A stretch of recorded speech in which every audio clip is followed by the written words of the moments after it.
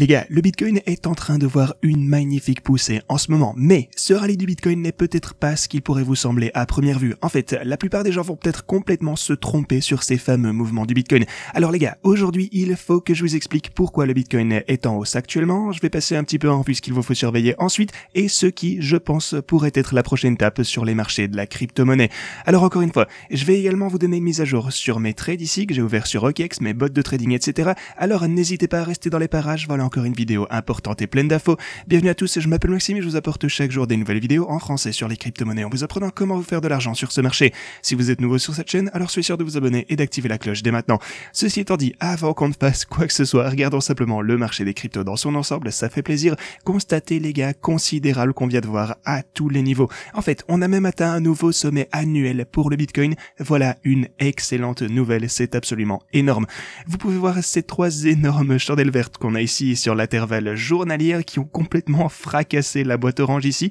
Peut-être que on trouve un peu de résistance sur ma ligne orange pour le coup à ce niveau-ci, donc on verra bien comment l'élan va se comporter. Si vous vous en souvenez, lorsqu'on a créé ces bots d'ailleurs, on avait en fait défini cette ligne exacte comme la fourchette supérieure pour ces bots de trading. Alors, de toute façon, encore une fois, je vais revenir à ceci très bientôt, mais d'abord, je voulais simplement vous parler un petit peu de ce mouvement en lui-même. Alors, pour ce mouvement particulier, encore une fois, c'est absolument magnifique, ça fait plaisir. Le prochain niveau de résistance, si on devait franchir ce niveau, sera ici à 26 400 $, et puis on a ici le gros niveau apportant aux 30 000, donc forcément résistance énorme à l'approche des 30 000 $ ici, on s'en doute, c'est un gros niveau psychologique. De toute façon, on garde ceci à l'esprit, mais parlons en vitesse de pourquoi on est en train de voir ce mouvement. Eh bien, si vous avez regardé ma chaîne récemment, vous savez très certainement que j'ai publié, il y a 2 jours de cela, ma dernière vidéo de trading, où je vous y parlais de la façon dont la crypto était attaquée. Et ne vous y méprenez pas, la crypto est toujours bel et bien sous attaque par la SEC ainsi que les États-Unis, et ils vont même intensifier leurs examens minutieux de la crypto-monnaie. Il semblerait même qu'en fait, on vient d'apprendre aujourd'hui, maintenant que je m'en souviens, que la SEC intensifie son examen. Alors, pourquoi est-ce qu'on est en train de remonter si la situation, en gros, est toujours aussi inquiétante? En fait, rien n'a changé depuis il y a quelques jours. Enfin, si, comme je le dis, l'attaque de la crypto par les régulateurs n'en est qu'à ses débuts, alors pourquoi est-ce qu'on a une si grosse poussée? On va finalement entrer dans le vif du sujet de cette vidéo. Je voudrais pour ça vous montrer un petit extrait de cette vidéo dans laquelle je vous expliquais ce que je pensais qu'il arriverait. Et donc, faites bien attention au prix ici. On a 21 700 $ juste en dessous de ma ligne orange, juste là. Donc voilà ma théorie sur la raison pour laquelle je pensais que les marchés de la crypto allaient finalement voir une poussée. Parce qu'encaisser des grosses quantités de crypto pour du fiat, c'est super difficile. Ok, alors que feriez-vous si vous vous inquiétez pour le BUSD, le USDT, etc., que vous ne voulez pas les conserver? Eh bien ça pour le coup c'est une théorie que j'ai depuis quelques années, je vous en ai parlé à quelques reprises. Ce que vous feriez probablement selon moi, c'est simplement de le convertir en crypto. Donc, ce que vous avez pu voir ici, et pour moi c'est pour ça que ça se maintient pas trop mal. En fait, tout le monde pense que les marchés de la crypto vont connaître une chute libre en raison des problèmes de réglementation avec Binance, etc., avec les stablecoins, vous savez comment ça va, et ça pourrait être le cas au court terme, certes. Mais rappelez-vous, si quelqu'un veut encaisser des grosses quantités, ou s'il veut se débarrasser plutôt de quantités massives de stablecoins, en vrai, la seule façon de le faire vite, sans perdre trop d'argent, c'est d'acheter du Bitcoin ou d'acheter de l'Ethereum, purement et simplement. Fondamentalement, c'est les deux plus grosses monnaies parce que ils ont assez de liquidité. Donc si vous achetez des jetons un petit peu plus petits et que vous avez beaucoup de fonds, vous allez trop influencer le prix, vous allez avoir du slippage, etc. Alors pour faire simple, ma théorie c'est que les gens sortent du BUSD. En fait, ils craignent simplement les stablecoins et ceci propulse le prix du Bitcoin vers de nouveaux sommets. Et en fait, même si on constate d'énormes gains dans tous les domaines, ça ne change pas le fait que la dominance du Bitcoin a, elle, tout de même été renforcée malgré les énormes gains des altcoins. Si vous regardez cette énorme chandelle verte, vous pouvez voir que le Bitcoin surpasse en effet le marché en général, ce qui est également ma théorie selon laquelle, si vous vouliez sécuriser votre argent, vous iriez plutôt vers le Bitcoin et l'Ethereum parce que ce sont les seuls jetons capables de gérer ce genre de volume. Alors, qu'est-ce qu'on fait à partir de maintenant? Sachant tout ceci, c'est une situation un peu différente que ce qu'on s'attendait au début de cycle, je pense.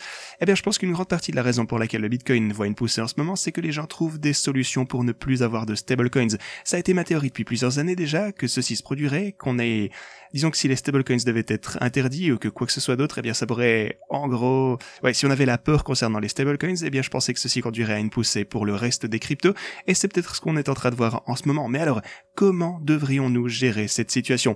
eh ben ça pourrait être le début de, genre, simplement le démarrage d'une poussée prolongée à la hausse, parce que ne vous y méprenez pas. Même dans cette vidéo, je vous parlais de la façon dont j'étais haussier vers la fin ici, qu'on pourrait voir une certaine volatilité. Eh bien, souvenez-vous de cette ligne blanche. Je pense que à partir de cette boîte en bleu ici, en tout cas à l'intérieur de cette zone en général, je pense qu'on va avoir un énorme début de bull run. Et en tout cas, c'est toujours ce que je pense, j'en suis convaincu. On en est relativement proche en ce moment, de plus en plus proche, alors ne vous y méprenez pas, je suis toujours bullish. Mais pour le coup, si tout ceci a bel et bien été gonflé par toutes les personnes qui transfèrent leurs stablecoins vers le Bitcoin et qui essayent simplement de se débarrasser de leur BUSD, USDC, USDT, n'importe quoi dès que possible, alors elles pourraient ne pas être en mesure d'encaisser, même si elles voulaient simplement revendre tout ceci pour repasser à de la monnaie fiat, c'est un processus qui va prendre du temps. Donc même s'ils voulaient faire ça, tout balancer sur le marché, ça n'arriverait pas d'aussitôt. En tout cas, oui, encore une fois, ça aurait un délai. Donc je pense qu'il y a quand même de grandes chances que ça puisse effectivement être un rallye prolongé pour les bitcoins. On a regardé de nombreux graphiques au long terme, ainsi que de nombreux indicateurs au long terme, qui tous nous signalent un changement de tendance. On passe de bearish à un élan de plus en plus haussier, c'est indéniable, donc dans l'ensemble, les choses se présentent toujours pas trop mal pour cette poussée particulière, ainsi que le reste de notre bull run à venir. Pour les marchés traditionnels, du côté des marchés traditionnels, ça semble toujours décent, on est au-dessus de cette ligne orange clé ici à 4150$. Donc on garde un œil effectivement attentif là-dessus. On a aussi un énorme soutien à partir de cette ligne orange juste là, donc ici c'était vraiment important que ça tienne le coup, et maintenant on a eu un petit peu de hausse une fois encore. Donc pour les marchés traditionnels, rien d'inquiétant encore une fois. Sinon, on a aussi les données sur l'inflation qui sont arrivées, et effectivement on a fini par avoir une inflation plus élevée que prévu, comme on était en droit de s'y attendre. C'est aussi quelque chose dont je parlais dans mes vidéos précédentes. Je pensais qu'on pourrait voir l'inflation augmenter un petit peu davantage que ce à quoi on s'attendait. Finalement, ça a été annoncé à 6,4 et elle était prévue qu'elle n'arrive à 6,2, donc effectivement 0,2 de plus. Donc voilà, c'est un petit peu plus haut. L'inflation sous-jacente, elle devait atteindre 5,5, on est arrivé à 5,6%. Donc voilà, encore une fois un petit peu plus haut que prévu, mais le marché a quand même visiblement ignoré tout ceci et on a eu une belle poussée pour le Bitcoin, comme vous l'avez tous constaté. Ceci étant dit, en ce qui concerne mes trades maintenant, le bot de trading, lui se porte toujours bien. On est monté de 10% ici en l'espace de quelques jours sur OKX. Après ma vidéo, je vous ai expliqué comment on pourrait potentiellement voir cette poussée basée sur des personnes qui essayaient de sortir du BUSD, de tous les stablecoins, encore une fois, peu importe lesquels ce sont, simplement encaisser en Bitcoin. On est entré dans ce trade sur la base de cette thèse, donc on pourrait voir une poussée basée sur la possibilité que les gens ne fuient vers plutôt des stablecoins vers le Bitcoin. Et ce trade en particulier est à 133% de bénéfices, encore une fois, c'est super cool. Pour le coup, de ce côté, je prendrais des bénéfices sur ce trade au prochain niveau de résistance, il me semble. Ouais, en fait, maintenant que j'y pense, je pourrais le faire dès maintenant.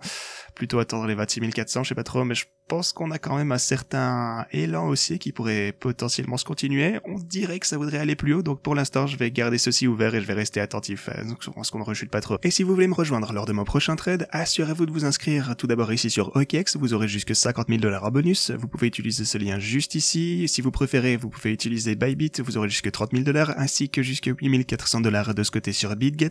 Alors encore une fois, n'hésitez pas à profiter de toutes ces offres. À part ceci, on a également des événements importants aujourd'hui. Vous avez le PPI par exemple, vous avez la demande de chômage, les demandes initiales de chômage, donc ça va être encore un gros événement. Vous avez également la Fed qui va faire un discours aujourd'hui, tiens donc, faudra encore une fois être à l'affût du type de rhétorique qu'ils vont utiliser, en fait, comment est-ce qu'ils approchent le marché, quel genre de mesures ils vont prendre. On garde un œil sur tout ça pour vous, bien entendu. Je vous tiendrai au courant dès qu'on aura davantage d'informations. Donc voilà, je vais essayer un petit peu de comprendre ce que ce sera la prochaine étape, quel sera le plan de la Fed, comment anticiper les réactions du marché. Enfin bref, je vais essayer de vous donner tous ces signaux le plus tôt possible, comme toujours. Ok, c'est tout ce que j'avais pour vous aujourd'hui, merci d'avoir regardé et à la prochaine.